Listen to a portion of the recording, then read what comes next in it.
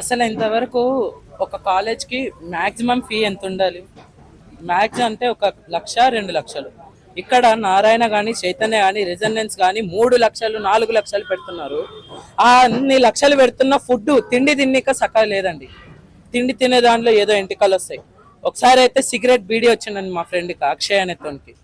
కానీ ఇంతవరకు దానికి ఫోటో తీస్తారు పంపిస్తారు కానీ తప్పించేమీ లేదండి. అదొకటి. అంటే మళ్ళా పొద్దున 5 o'clockకి లేపుతారు, కరెక్ట్ 5కి లేపుతారు, 6 గంటల కల్లా రెడీ కమ్మంటారు. ఎక్కడ నుంచి రెడీ కావాలండి? మేము ఎక్కడి నుంచి రెడీ కావాలి? ఒకటి కాదు రెండు కాదు, నీళ్లు రావు. నీళ్ళు వస్తే ఏంది? మన్ను వస్తుంది. స్నానం చూడండి, మొత్తం ముఖమంతా గుల్లలు. ఏం చేసుకున్నాము?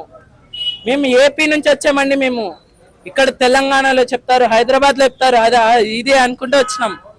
అందరు మేనేజ్మెంట్ ఫ్యాకల్టీ అంతా బాగుంటుందండి. ఈ మేనేజ్మెంట్ కూడా బాగానే ఉంటాయి, కానీ తీసుకునే డెసిషన్స్ బాగోవు. పై నుంచి ఆ ఫుడ్ బాగోదు. ఎక్కడి నుంచి పెట్టుకుంటున్నాం డబ్బులు?